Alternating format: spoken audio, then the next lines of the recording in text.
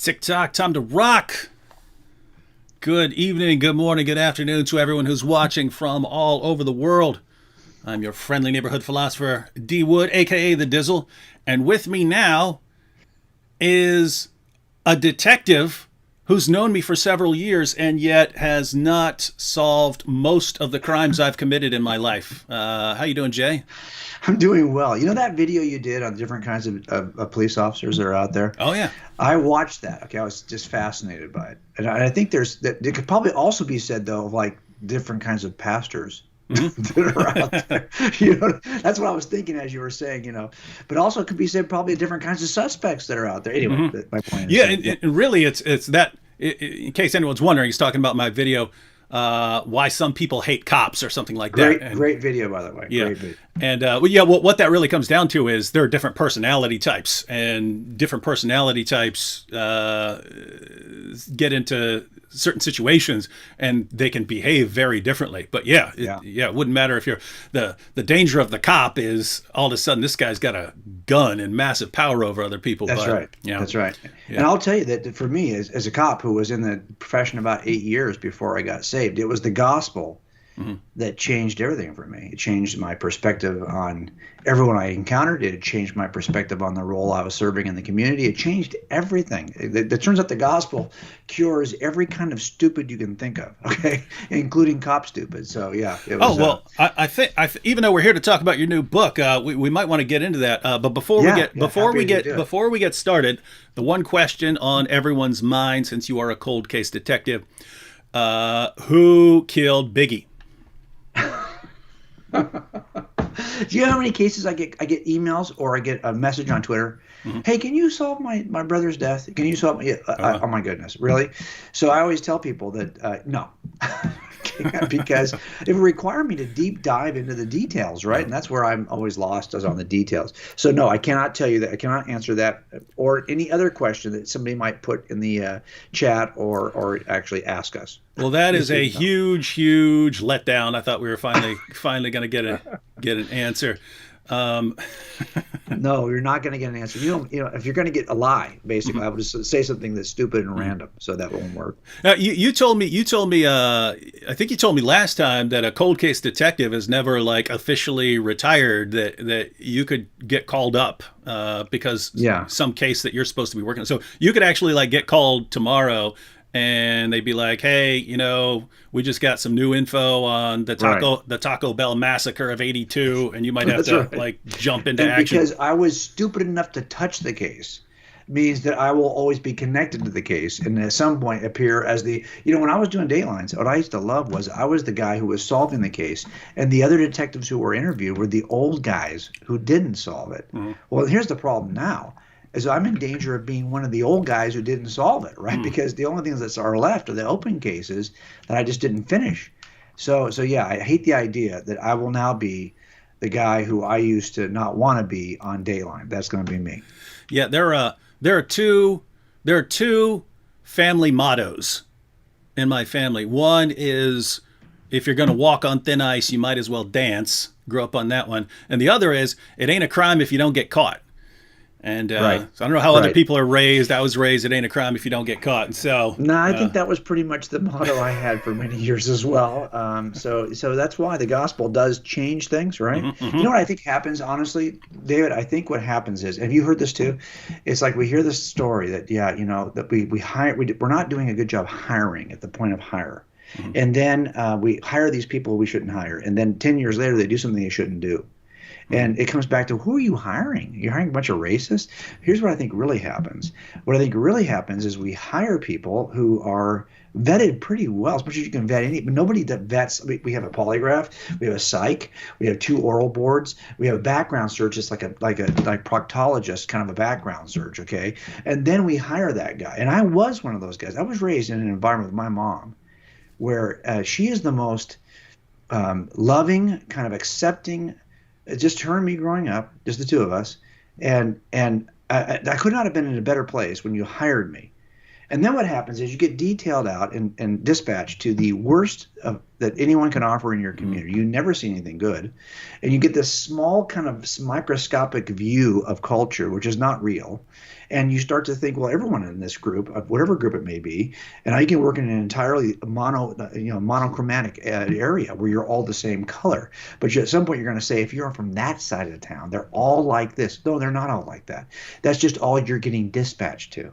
But what happens is that guy they hired 10 years in becomes the guy who now you're ready to fire because you turned him into this guy. Mm-hmm. And so what happens is for me, about 8 years in, I got saved. Mm-hmm. And then it changed everything. No longer was I willing to see the world the way it was being presented to me visually or being detailed to a certain detail. I knew that we were all created in God's image, and it just changed the way I saw my own role in the community. So that's why I always say that, the gospel does cure every kind of stupid, including every kind of cop stupid, every kind of cultural stupid, every kind of whatever, bad guy stupid.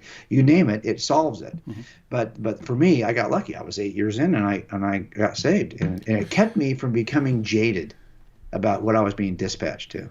Yeah. Since there will be people in the chat and viewers, of course, later on who may not be familiar with you. I know most will be. But if you could just give people your basic story, just a little bit of background. I came out of I'm a cold case detective here in Los Angeles County. I did it for about 25 years. And I ended up retiring. And of course, you have some open cases that kind of follow you. So you get called, hey, what do you think about this? What do you think about that? So I still consult. The DA, for example, will often call me to help him form a closing argument or form a rebuttal or whatever. So I do a lot of that stuff still. But for me, those are unsolved murders. And that started with me becoming a police officer. And it wasn't my plan. I was raised up really in the arts. I got a bachelor's degree in design, a master's degree in architecture. I was working as an architect in Los Angeles County and Santa Monica when I realized that the profession of my father was probably going to be a better way to raise kids. It seemed like a noble profession. It seemed like a family profession. It seemed like it had regular hours. Creatives can spend their entire lives at the office because if you tell us, hey, if you work 10 more hours, this will be a better building, I'll work 10 more hours. And that's not going to be paid. That's going to be just on salary because I want the thing to be the best it can be. It's my creative expression. And I just knew that would be my life. So I left architecture and I became a police officer. And I was not a Christian until maybe 8 or 9 years into the job, about 8 years into the job. And then I walked into a church with my wife. We were not raised in a Christian. I was not raised in a Christian setting. I didn't have any family members who were Christians. Didn't know anybody who was a Christian growing up. My dad's not a Christian. Although I loved everything about, I admired his work. I ended up following him into the profession. But I walked into that church, and this knucklehead pastor was really good at reaching people where we are. And he said a lot of things that first day. But he said that I only went into that church, by the way, because my wife kind of forced me into that church. Not forced me. I mean, she about 3 years into her saying, hey, let's go to church, I eventually went to church. Mm-hmm. And I did it just because to please her. And ended up hearing the pastor say that Jesus was the smartest man who ever lived, which I thought that's a lie. But I bought a Bible to see if that was true. And that's what started this whole thing for me. And so I just kind of looked at the Bible first and asked the question, are these gospels reliable for what they tell me?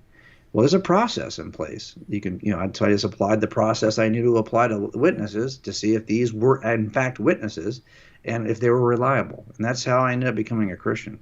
Mm-hmm. So that's kind of, my story.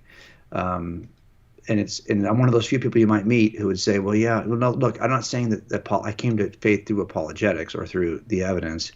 But I think the evidence helped me to pull down the barriers that I had constructed in front of the gospel. Mm-hmm.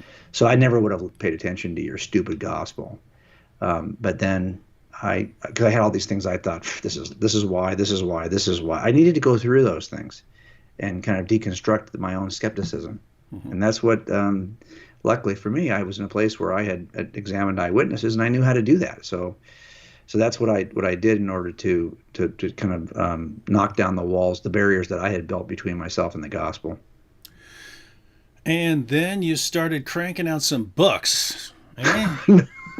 Well, it wasn't quite that fast. I mean, I probably was a Christian maybe 15, 10, I don't know how many years I was a Christian, but I was teaching high schoolers. My kids were like 6 and 8 when I got saved.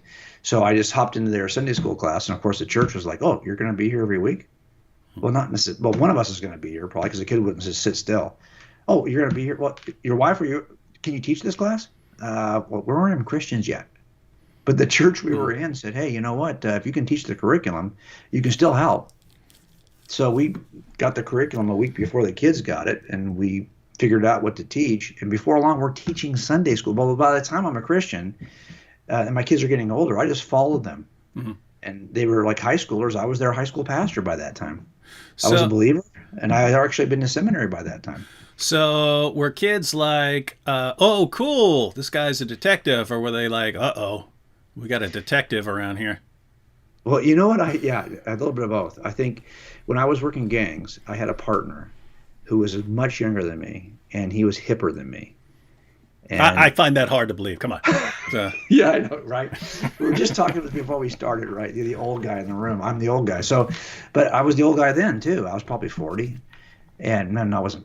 I was in my 30s. Mm-hmm. This guy was in his 20s, early 20s, and he could speak the language of gangsters. I mean, he would get out of the car. We had soft uniforms. We had a car without a light bar. Our job was to go out and hang out with gangsters all day. And then when someone says, hey, you know, I'm looking for a guy who's got this over here. Oh, I know who that guy is because we know everybody. So we basically would do this every day. And the guy who was young, he was like really cool, and he could speak their language. It fit right in, and they get out of the car, he'd speak language. I'm what the heck is he even talking? I mean, I'm his partner. I don't know what he's talking about. And I realized early on, I'm not going to be able to play that game. That's not who I am. I'm not from that culture, and I'm not young enough. I'm not. So I took a very paternal role, and the gangsters responded to the paternal role I played because, to be honest with you, most of them, their dads were locked up, or they didn't know who their dad was, or they had a dad who was a deadbeat dad who wasn't really involved in their lives. And if somebody just seemed to care, that went a long way.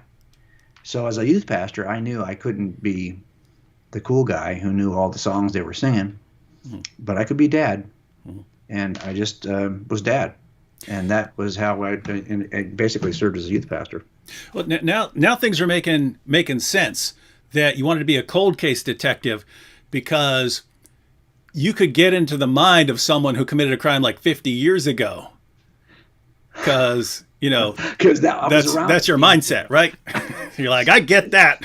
Something tells me you were headed that way. Okay, yes, but that is true. I get why old man Smithers killed those people. That's right.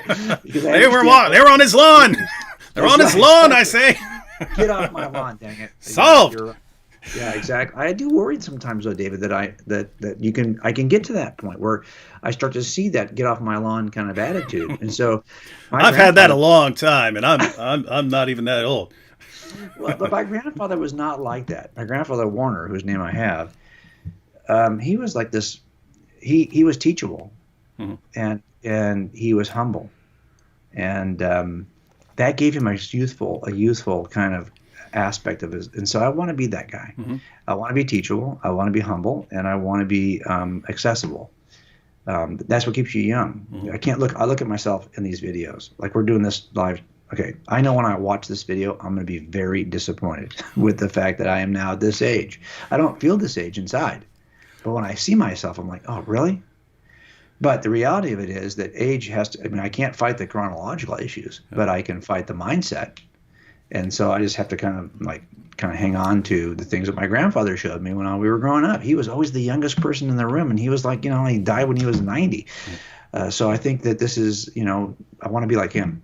That's funny because, the guys in my family, once they get older, they start losing their faculties. But there's a part of me who thinks that would kind of be fun. Like if I get, if I live to 80 and so on, most of the guys in my family die at like 50. But the ones who live and become old, they lose their faculties. And I'm just like, man, as long as I have accomplished everything I want to accomplish and, I've handed things over to the next generation and so on, I don't know, kind of be cool sitting around and Yeah, I know, right? forgetting everything, I'm and with you. I don't mind losing my faculties. I just don't want to lose my continence. Okay, faculties. I couldn't care less. Because the great thing about losing your faculties is, as you're losing them, you also lose the fact that you're concerned about losing your yeah, faculties. You lose them all simultaneously. Who cares?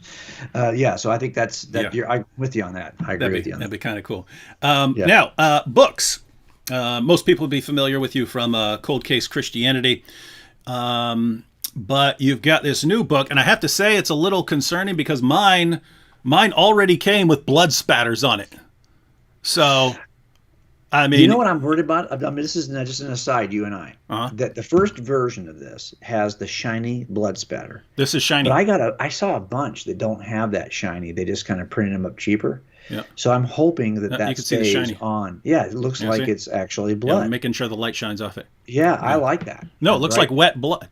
So, Yes. And you know what we did? They sent me a bunch of covers. And when I told them, when they said, "Hey, they'll typically do this, right?" Like, I'm always concerned about how the book images because of my art background. So I said to them, "I'm going to tell you what I want. I want a book cover that looks like a fictional novel. I want like a murder mystery." And that's the one they came up with. And I thought, that works. But only because I think the stuff that you and I do is so important. We're making a case for why this is true versus alternatives. But I don't think the church gives a lick about this. I don't think the church really cares much about, fiction is still the highest. Romance fiction sells more than any other genre to Christians. So we have to kind of figure out, how do we make inroads? So that's why we're trying to, do that. You also got to figure out, because you got to figure out who's killing people at Amazon or Zondervan, because there's a body in the rafters leaking blood all over your stuff here. That's right. So That's the anyway, hope. Yes. but all you care is talking about the book. Meanwhile, Yes. Bob People are is dying. hanging, I know. hanging from the That's rafters. right. All right. Well, you know how this is. If you work homicides long enough, you're like, really? What matters to me most is, what time am I going to get off? Am I going to make dinner? Okay, sorry. I know your loved one's dead, but I have a life. Okay, so Gosh, I think Exactly. I think you may be the real psychopath here, Jay. All right. Well, I'm on the Wikipedia page for Person of Interest. It says Person of Interest is an American science fiction crime drama television series that aired on CBS from 2011 to 2016. So, tell everyone, why did you decide to write a book about this TV show starring Jim Caviezel? I know. If you Google, well, we're trying to actually dump that out. We're trying to bump that off the Wikipedia and replace it with our book. No, the idea of person of interest was, I don't even like, I never used that term in my entire career.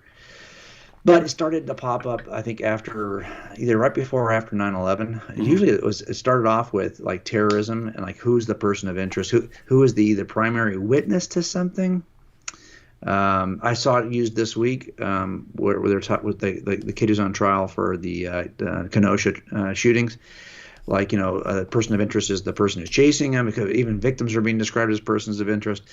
So for me, it's a term that if I was going to have a potential suspect, I would just tell you he's a potential suspect. Mm-hmm.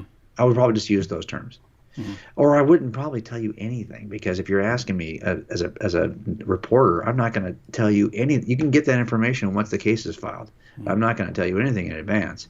But I do understand that sometimes there's a person of interest. Maybe you're trying to find a potential witness. Like someone said, there's a redhead who was wearing a green shirt who was standing. So that's a person of interest to us. If you know anybody who's a red, who owns a green shirt, who was there on the night of this murder, would you please contact us? We want to identify who that person of interest is so we can interview them. Well, that's different. But if it's a suspect, I typically wouldn't say anything. But I do know that that's an expression that is used to identify potential suspects. So what we're doing here is trying to use that, say, hey, who is the potential suspect that turns what we call the first century into the first century?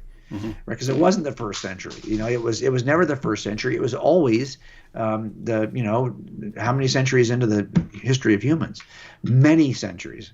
But the idea here is that we're trying to say, look, this is the potential, this is the suspect, this is the person of interest who turns history on its side. Okay, so the takeaway from that was, do not trust redheads. I agree. Yes. I have a redhead. I have a redheaded daughter. Okay, So I know this is. I'm going to tell you just from my experience with Mia that you should not trust redheads.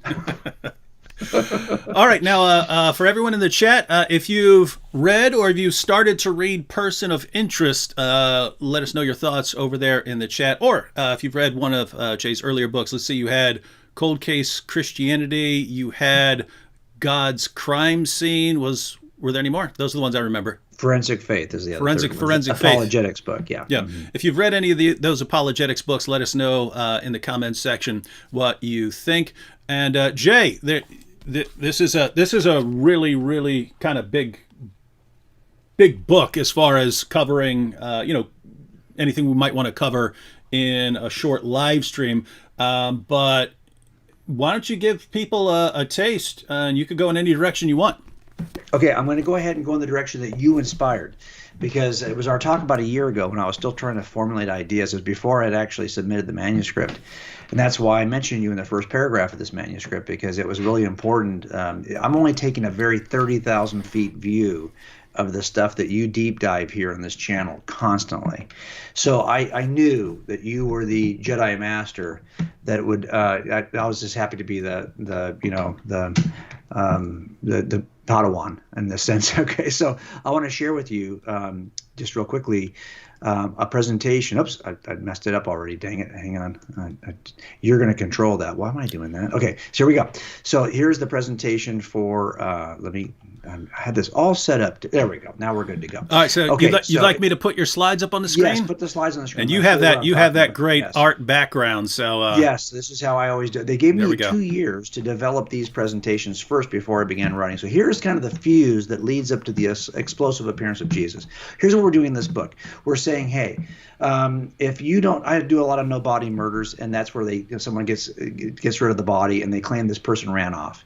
Well, what do you do if you have no evidence in a crime scene? Well, you make the case from the fuse leading up to the explosive event and the fallout following. So here's Jesus standing in history, and there's a fuse burning up to the explosive appearance of Jesus. And if you look at that fuse, you'll see that the fuse involves 3 strands, which I describe in the book, and the fallout involves 5 areas of fallout. Now, all I'm going to do tonight with you is talk about the spiritual fallout.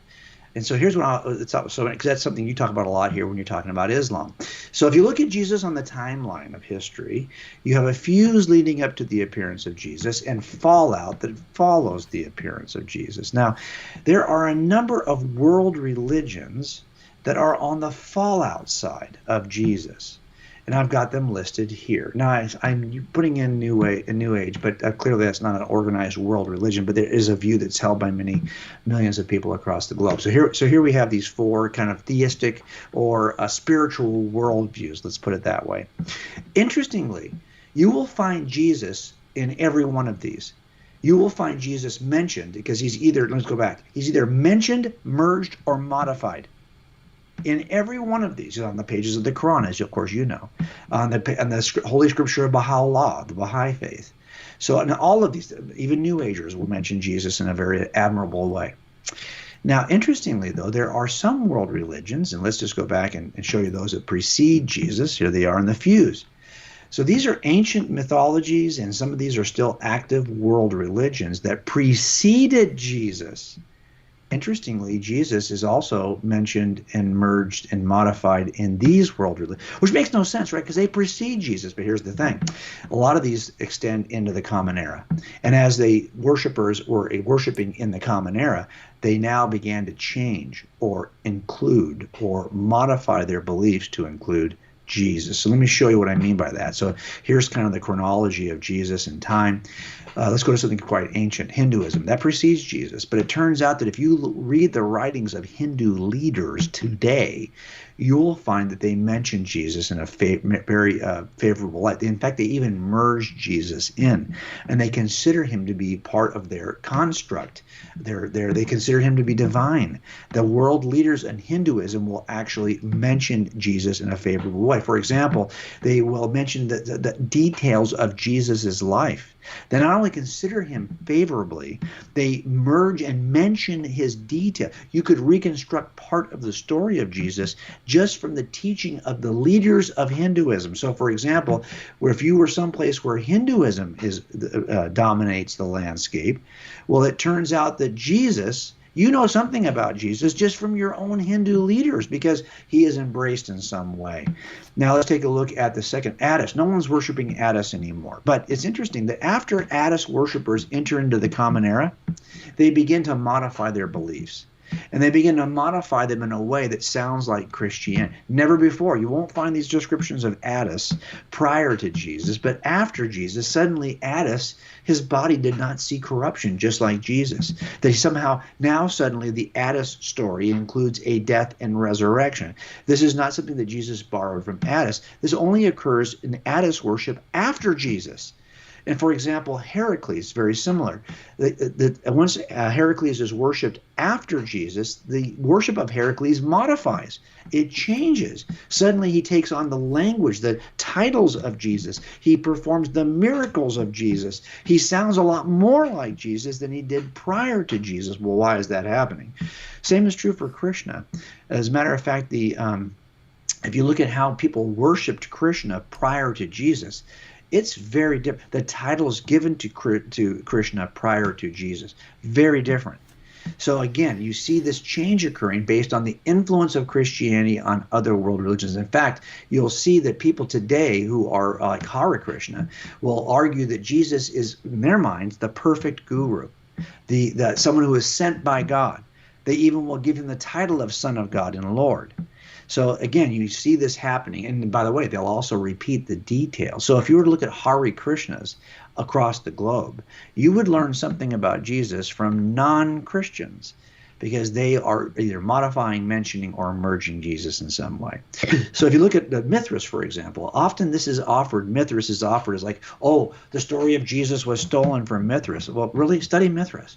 Study the Mithraic religion, the mystery religion. You'll see that for the most part, there's nothing similar from Mithras to Jesus until you get post-Jesus. And suddenly the worshipers of Mithras are doing the same things that worshipers of Jesus do. So now, and Buddhism is the last ancient, prior to Jesus. Buddhism existed prior to Christianity. And you'll see that even now, the religious leaders within Buddhism will argue that Jesus is within the Buddhist tradition in some way. He's an enlightened teacher. He is somebody who's on his way to Buddhahood, they'll say. Also, they'll mention the details related to Jesus's life. So if you are a Buddhist somewhere in the world and you're paying attention to today's Buddhist leaders, you know something about Jesus even though you're not in a Christian environment because Buddhists repeat the story of Jesus. And now this is all of the people who precede Jesus. And I'm just doing this illustration so you can see that they're modifying, merging, or mentioning Jesus even today for those groups that still worship today. But now let's go to those who follow Jesus, like Islam. Well, I don't need to tell you about this because you already know that there's a role. Jesus is on the pages of the Quran and on the pages of Islamic scripture. And you'll see that he's merged in some way. He's considered in a way that is very similar to how he's considered in Christianity, or at least he's venerated in some way. So that if you are a Muslim somewhere in the world, you know something about Jesus, built on the true story of Jesus in the way that Muslims have merged or modified or mentioned Jesus in their own scripture. Baha'i is the same way. Under Baha'i, Jesus is another manifestation of God, just as Baha'i. And as a matter of fact, all of this detail of the Gospels is mentioned by Baha'u'llah in the Holy Scriptures of the Baha'i faith. So you can get all of this information from Baha'is about Jesus. And of course, they merge him into their system. They accept him as another manifestation of God. So if you're somewhere in the world where Baha'i is worshipped, well, you know something about Jesus just from your Baha'i scripture and from your Baha'i leadership. And even like Ahmadi Muslims, well, of course, they think that Jesus actually visited, and here you get a lot of information that they mention many details about Jesus in their own scripture and from the mouths of their leaders, and they will merge Jesus into their system as a wise teacher. So if you're somewhere in the world where Ahmadi Muslims worship, you know something about Jesus just from your religious system. And finally, we'll go to New Age. So New Age believers are hard to kind of lock down, kind of like Buddhists and Hindus. There's not like an overarching set of principles I can refer to say, hey, this is what every Muslim, or what every Buddhist thinks, for example, or you can't really say that about Buddhists. You can't really say that about Hindus. You can't really say that about New Agers either. But what you will see is a veneration of Jesus. They have a tendency to think of Jesus in high regard, and they will merge Jesus in as an example of exemplary behavior, of worldview, all of this stuff as an excellent teacher. So if we're someplace where Islam, now here what I've done is I've just given you, this is the overlap. This is all of the systems overlap. So only a few countries on this map are not highlighted. So this is where people know something about Jesus, even though they aren't exposed to Jesus through Christianity. And what do they know? Well, this is the collective data you can get from non-Christian sources related to both the childhood, ministry, teaching, crucifixion, resurrection, disciples, return of Jesus, the titles of Jesus. All of this can be gleaned not from Christian scriptures, but from the worldview of other non-Christian sources. And what's interesting about these is all these folks seek to include Jesus in some way, while Jesus never returns the favor. He doesn't do that. In fact, he basically says, no, sorry, folks, I'm the only way. I am the way, the truth, and the life. And no one's going to come to the Father except through me. So I'm just going to stop right there. That to me was interesting. I'll do one more step. If you look at the this is the fuse and the fallout of a typical murder case. You're looking at behaviors the suspect did before she goes missing, and then behaviors afterwards to see like what actually happened, even though you have no evidence in a crime scene. Well, even if you destroyed every New Testament, you would still know everything you need to know about Jesus just from the fuse and fallout of history. And that's what I'm trying to do in this book, right? To show that, hey, this dude, Jesus, this nobody, had more impact on, for example, literature than any other historical figure in the history of historical figures. And I can walk through all of these categories of literature. He had more impact, for example, on art than any other character. Any other, if you said, well, there's a fictional character that had this kind of impact on, who is it? No, there's no other historical figure who's had this impact on art. As a matter of fact, if you Google all the top artists in every genre of art, and that's what I did for a living, I will tell you that every single artist in every single genre throughout history, the top 3 artists, they've all painted, etched, sculpted, or drawn Jesus of Nazareth. No other historical figure can say that. The same is true for music. The history of music is so utterly dependent. And if you think, well, yeah, it's just Western music. No, actually, it turns out everything now is exported through the stupid glowing rectangles in our hands, okay, the phones. Everything is exported.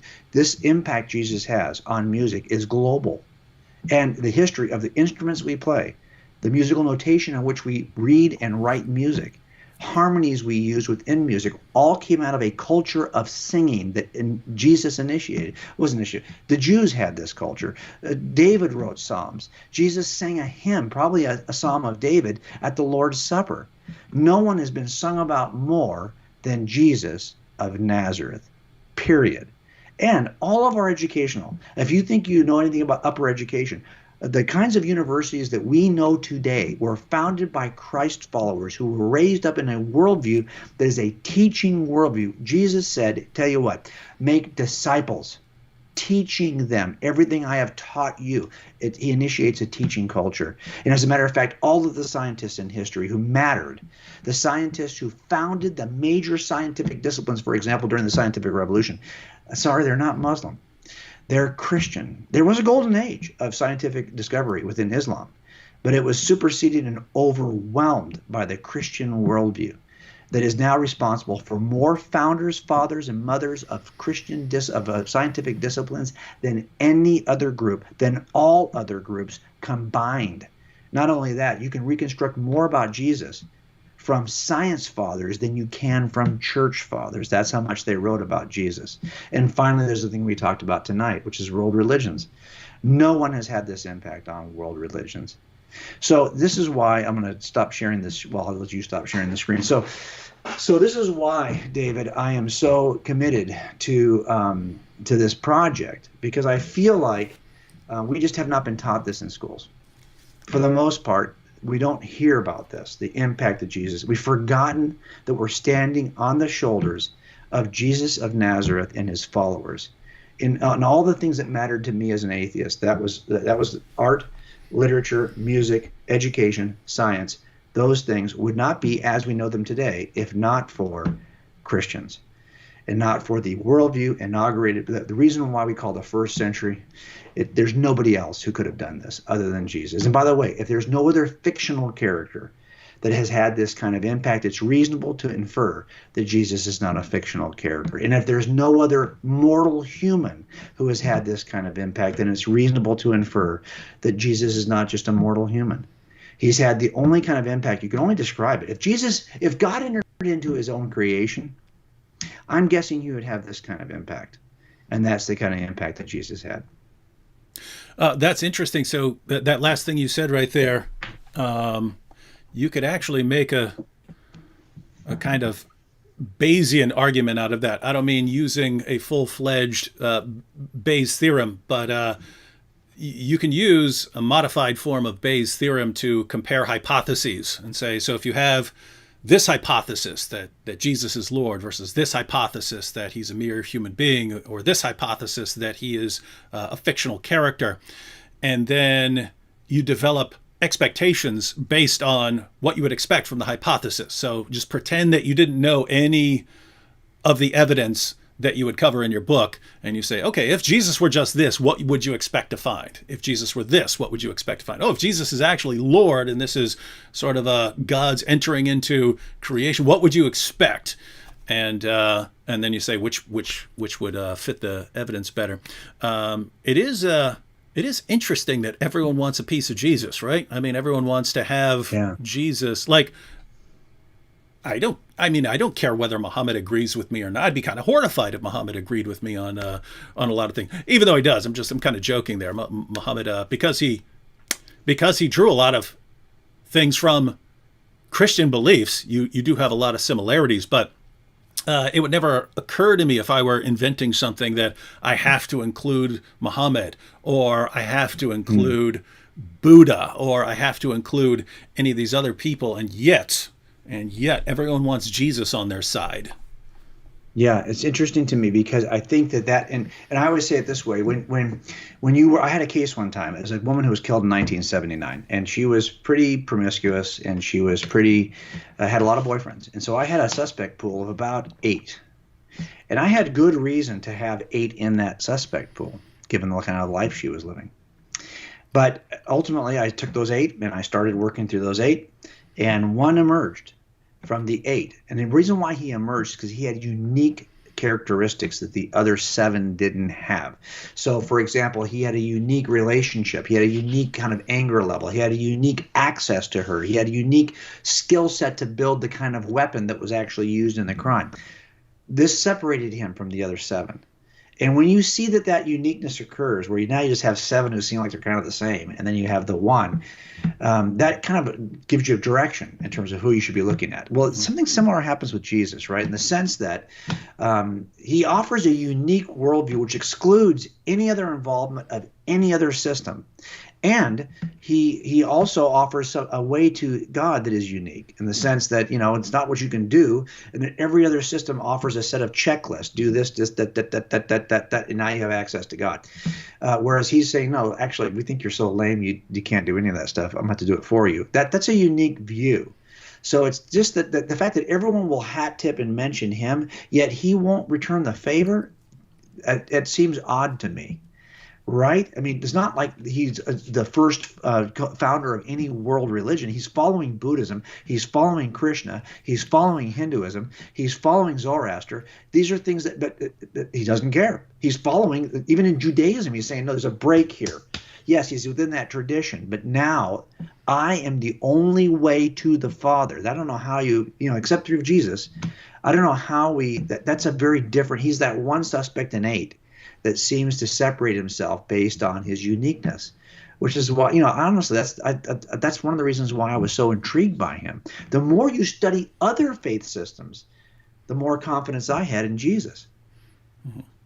And as far as a lot of the material you cover about the impact that Jesus had. One, it's important because most apologetics books don't cover any of this unless it's a just a like part of the introduction on the impact of Jesus.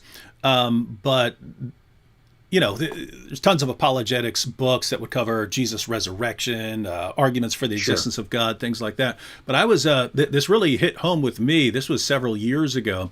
I did a debate with an atheist at Columbia University, and after the debate, some of the atheist students asked me if I would come hang out with them because they wanted to discuss this stuff more. So I went and was hanging out with. They were all Asian. It was like 5 or 6 Asian atheist students. And we're all talking. And so I'm sitting there giving arguments. And here's this argument for the existence of God. And here's this argument for why Jesus is Lord. I'm giving you these arguments. And finally, one of them said, I don't care if it's true. I just care that it's bad. And that was shocking to me. That was shocking to me, right? Because I'm thinking, I don't believe in Islam, and I think Islam is bad. If Islam were true, I would want to know it. I would want to know that that's true. If I somehow knew that it was true, my response would not be, well, I don't care because it's bad or something like that. But I was listening, and so this student said, I don't care if it's true. I just care that it's bad. And thought this was shocking.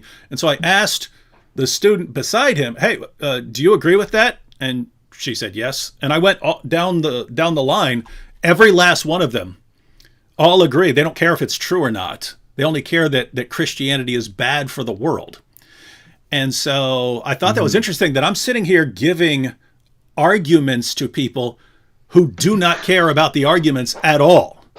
They only care that they've been convinced from, watching Dawkins and things like that, that religion is bad and all the impact has been bad. And so I told Paul Copan once, I said, I think the stuff, because Paul Copan covers a lot of stuff about the impact that Christianity has had, and namely wherever missionaries have gone, literacy rates have gone through the roof. Right. Wherever teaching culture. Yeah, go ahead. He said women's rights are massively increased. And any of you are thinking, no, I know a place where women, guys, go back before Christianity and check out the situation.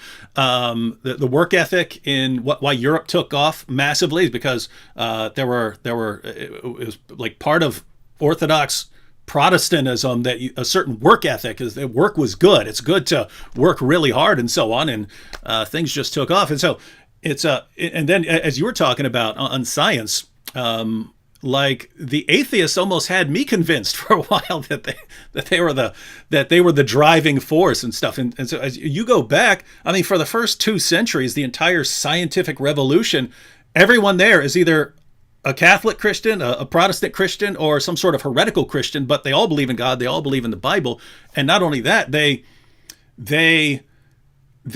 put forward as their driving force of their work that they viewed it as a kind of worship. They're actually worshiping God by trying to understand what he has created, because that's going to give you some sort of access to the mind of God. They're viewing it as a form of worship, and they only believe that they're going to find these laws of nature and so on because they believe that the universe is a kind of product of a cosmic architect, and if we've been created in his image and we can think his thoughts after him, then we can actually go and figure all of this out. You would never think any of that as an atheist, that the universe is going to be governed by all these neat little equations. And so why would you think that as an atheist? They thought that. They had to believe that before they actually went out and discovered it. And they turned out to be absolutely correct and so on. And yet, even when I break that down, and I give quotations from Copernicus and Kepler and Galileo and all these people on what they believed, a lot of the online atheists I run into think, nope, they're all closet atheists. They were just closet atheists. They were just pretending to be Christian because that was the culture at the time. But undercover, they were atheists. And there are multiple problems with that. Namely, we have their letters and so on, too, to other private individuals. They wouldn't need to pretend if they're writing their cousin and so on. So, yeah, anyway. No, you're absolutely right. What's so interesting about that, I wanted to not only chronicle the impact that Jesus had, the great impact, because you're right, on science, there's the oversized impact of Christians on science is sick. Mm-hmm. The scientific revolution is darn near entirely Christian, of one denomination or another. And all the church, all the science fathers, we started to do this research, we collected a list of about almost 1,000 scientists who are Christians who are historically important in science. And we started to see that there were these expressions by secular sources that this is the father of modern astronomy. This is the father of modern biology. This is the father of quantum mechanics. These are Christians. Mm-hmm. So I thought, let's go back. I want you to make a list of all of the science fathers who are Christ followers. That list is ridiculous. Every major scientific category. And even those that Muslims would say, well, no, we own that. Well, actually, you might own a predecessor, but the modern version of this scientific discipline, sorry, it's a Christ follower who formed it. Now, that was so interesting about that is I didn't want just the impact. I said, okay, now let's go back and let's read the personal journals of these science fathers to see what they really believed about Jesus. And it turns out that, yeah, it's true. From the personal journals of the science fathers, you can reconstruct more detail about, in fact, they even quote scripture often. So you can recall scripture quotes than you can from the church fathers. Now think about that for a second. And I am grossly underestimating the amount of information that's retrievable. Here's why. If you go and look for these kinds of sources, where would you go? I mean, we went online, we got books and resources, and for the most part, the religious identity of the science fathers has been scrubbed. So that I'm sure only capturing a portion of all of those who were Christ followers. But I got enough list on that, and it's in the footnotes of the book, that will help people to see that it's not just that they had huge impact. It's like you said, these are not closet atheists. No, actually, in their personal journals, you can reconstruct the story of Jesus, every aspect of the story, his birth, his childhood, his ministry, his mission, his death on the cross, all the miracles he worked. These folks did not, you said something really important, this idea that Christian scientists believed they were worshiping God. Now, think about that for a second. If you're just geeked out on physics, you can be a good physics professor because you're geeked out on physics. That's what you like. Mm-hmm. But if you not only are geeked out on physics, but you think that you are worshiping the God who you are bending your knee to, oh, trust me, the level of dedication there is much higher. You're not just geeked out. You're actually worshiping the God of the universe. And that is the amazing thing about all of these science fathers. You're right. Kepler says we just thought we were, thinking God's thoughts after him, that we were these high priests of this scientific discipline, and we wanted not to venerate our own intellect. We wanted to venerate the God of all intellect, and that's the kind of thing that level is different. Most of us have an interest in certain things, but we don't see it as a form of worship, and that drives us to a whole nother level of excellence. And so that's why I think there's a lot of reasons why you see this. Look, for the most part, I don't think that before Christians came on the planet, this idea of a single orderly God that's distinct from his creation, that matter is not unworthy of our investigation, that we are a people group who in monasteries are willing to get our fingers dirty. We'll touch things. We'll do cadavers. We'll do all of this. We'll actually move this discipline that used to be called natural philosophy, because it was done entirely with our minds, that we are the ones who were touching the sick, who were serving the poor, who were digging into the dirt to harvest crops. And we had no problem then moving toward a physical examination of our philosophies about nature. That simple shift in worldview ignited the sciences, and that's why so many Christ followers were so deeply involved. By the way, you know this. I did a chart of all the scientists who are involved in history, and there's a huge golden age of Islamic endeavors, about to the 12th, 13th, 14th century, in which Muslims contributed deeply to the sciences, but it stopped. Mm-hmm. Now, we can argue why it stopped, but the modern sciences that we typically think about are not founded by Muslims. They contributed to a progress for sure. But that's why the scientific revolution, I didn't invent that term. That's not a term that's invented by Christians. That's a secular term that is dominated by historically Christian scientists. So I think it's interesting that this worldview births science in a way that no other worldview has ever birthed science. It's something for at least, does it mean that Christianity is true? No, I'm a cumulative case guy.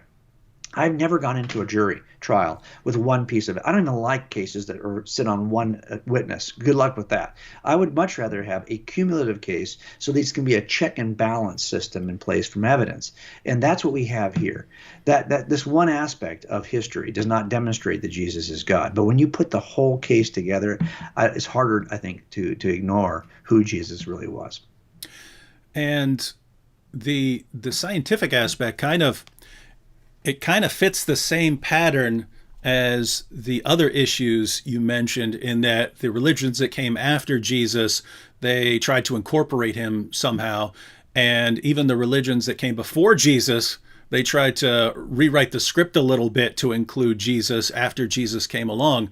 But then you have like the scientific revolution, and now of course you have plenty of atheist scientists now, but Yes. it's like they're doing the same thing that Islam did. They're taking some parts that they couldn't kind of function without, that they still want a piece of it. And so, I mean, I'm not talking about them making Jesus a great moral teacher and trying to get him that way, but the idea that this universe is created by a mind, and you've seen the artwork back then. They would depict like God, like compasses and so on. That Yes. God is this architect and so on. He's calculating everything, and so there. On the one hand, there's this idea that a powerful mind is behind all of this, and therefore that there are laws governing it, like the same sort of laws that an architect would use, and that we're the kind of thing that can figure this out, that we are the kind of thing that we've been made with the ability to comprehend God's thoughts if we give this our attention. And notice, neither one of those things would make any sense on atheism. It wouldn't make any sense to think that there's a mind, or that this mind use all these laws to govern the universe. And second, why would you think that we're the kinds of things? I mean, we're smarter than rats, but all of our abilities, all of our cognitive faculties, according to the standard atheistic picture, all of our cognitive faculties were selected because they helped us survive and reproduce. So Right. they helped. It's species arrogance that makes us think we're at the top of this. That in other words, there's no understanding beyond our own that's necessary. Yeah, you're absolutely. Why would we trust our own intellect if we're not? Yeah, exactly. So I think you're absolutely right about that. And I think this is one of the things that me as an atheist, we stand on the shoulders. But I think it's interesting. We talked about how Islam seems to. There's a book, you probably know a lot more about this than me, The Closing of the Muslim Mind. So I bought this book early on, and as soon as it was published, and kind of wanted to understand, why is it that there's a golden age? Here's my fear, David. I don't want there to be a golden age of Christianity in the sciences. I don't want us to be able to look 1,000 years from now and say, oh yeah, there was a time when Christians actually, they contributed something. But now it's like, no, well, look, we're in a danger. I think for many political reasons. Like, we're in a place right now where this last year, have we not said to ourselves, do we trust the sciences? The sciences they're trying to control us with the sciences. You hear this kind of language. Listen, family, do not step out of our leadership role in the sciences when we don't need to. It's our worldview that it ignited the sciences. Don't give that away. Don't let us fall into this idea that we can't trust. Look, everything's about inferences. I use the same scientific data to make a case for God that the atheists use to make a case against God. The data is rather neutral. It's being inferred by somebody. We as Christians have the ability to infer properly from data. Don't surrender that right now, and let them say 1,000 years from now there was a golden age for us as well. Mm-hmm. Yeah, and all right. Well, we said we're going to keep this to around an hour, so we still got a few minutes left. So you put together your book, your blood spattered book. Any final thoughts before we close out for everyone who's watching? Because keep in mind, there are a lot of Muslims watching. There are a lot of other people watching. There are people watching from all over the world, and so a lot of the information you shared in that short presentation was new. So, well, let me throw this out to you. It's interesting to me that this is the guy who creates what we call the first century. And all of us have that kind of put that on our calendar, right? We still mark time this way. It's not the first century of humans, not the first century of humans who record history, but it is called the first century. Why? Why would this be the guy? So if you were to look back at every important, just Google it. I mean, search it on your resources, look at your books, historical books. Who are the most important historical figures in the first century that would cause this kind of change in our calendar? I looked at all of them. To be honest, all of them combined, you won't even know. I made a list of these in the last chapter. Everyone who appeared in the first century contemporaneous with Jesus, you will only recognize maybe 10% of them. And these are world leaders in different regions, right? They are empire leaders in different regions of the world. And none of them are even, even memorable. Okay. Not only that, if you look at all of those people who were empire leaders throughout history, leaders of nations, I've made a list of all of those. And we haven't ordered our calendar around those either. If you make a list of all those people who were deities or said they were deities or religious leaders, we haven't ordered our calendar. How is it that this guy, this nobody, this ancient Jewish sage who only had 3 years of public ministry, born in a small, insignificant, nowhere town, grew up in another insignificant, nowhere town, never traveled more than 200 miles, never led a nation, never wrote a book, never had a family and children who could descend and actually make a case for him, never ruled an army, never wrote a concert, never had the kind of education that other elites have had, okay? Never had the kind of political connections or social connections they had, never had a wife, never even had the respect of his community. As a matter of fact, he was pursued by those who had power and rejected by the people who were religious. He was abandoned and denied by the people who said they were his followers. Okay, then he was falsely accused, mocked, brutally beaten, executed in a shameful way, and then he has to borrow a grave. Okay, this is the guy who ends up changing our history. This is the guy whose fingerprints can be recovered and whose story can be reconstructed from literature, art, music, education, science, and world religions. How can this be? This is why that Bayesian kind of experiment you were talking about makes sense to me now. I should have probably put it that way in the last chapter. If you look at this and you ask yourself, okay, so what would I expect of that kind of guy? That's not what we get. Now, if you said, okay, if God was to enter into the world, his own creation, wouldn't you expect to find his fingerprints everywhere? This is one of the objections we often hear. How can it be that Jesus is God, the only people who record? What, so 4 gospel authors, that's it? Well, no. Yeah, but you're just not aware. I mean, maybe you haven't been paying attention to all the other literature, art, music, education, and science that's built on that Christian worldview that repeats and reiterates the story of Jesus. Look, folks, this isn't happening for any other religious figure. This just happens to this nobody. Because that nobody ends up being a somebody. It's not a person of interest to begin with. He was never a person. Look, this is what he said. He accepted worship when people in his generation who were Jews would never have accepted. You remember Peter? He sees Cornelius, get up off the floor. I'm just a man. Paul says, no, I'm just a man. Don't be worshiping me. Jesus repeatedly accepts the worship at every stage of his life of other humans. He says the angels belong to him. He said he came from a different world. He and the Father were one. He uses the great I am. He spoke as God. He never spoke like, hey, the Lord Almighty says. No, he said, I say to you. He spoke as God, not for God. This is a guy who claimed to be God. And it turns out his impact is what you would expect from God. Why would you? And by the way, and everyone else is mentioning it. Everyone else is, if you're listening to this and you're not a Christian, you already have Jesus in your system. And we don't have your leader in our system. Because it turns out the God of the universe is kind of a jealous God who wants us to give him alone our devotion. So it seems to me that if you're going to start anywhere as a spiritual seeker, you should start with Jesus because he's everywhere else anyway. Mm-hmm. So why not just start with him? And only he has had this kind of impact on history. Definitely an awesome place to start. Well, thank you, Jay, and for everyone who's watching. If you want to get a copy of Person of Interest, I put a link to Amazon in the description box, so you can just click on that. It'll take you to the link on Amazon. You get the hard copy. Get it on Kindle. Jay, if you ever just want to say in closing, if there's ever any suspects and you know they're definitely guilty, but you just don't have the evidence, Tell me where to find him. The Dizzle will take care of it. All right. I know. You know what? I was just thinking as you were introducing yourself earlier, David. You have to give me a nickname. I feel like I need a nickname. Okay, you have a nickname. I need a nickname. Although I'm afraid for you to say it right now. Don't say it right now because I'll be embarrassed of it. Okay. But you have to send it to me, and then I will use it from that point on, okay? Because I know you're already looking to slam me right now with some goofy nickname. I can tell by the look on your face. Yeah, the first thing that popped into my head was Jay Wizzle. That's not a good one. That's not a good one. No, that's not. You know what? See, I'm sorry I even brought it up. All right, yeah, we'll come up with something. All right, okay, cool. So everyone's watching, grab the book, and thank you, Jay, for joining us. Thank you, David. Thank you, David. I appreciate you. All right, catch you all later.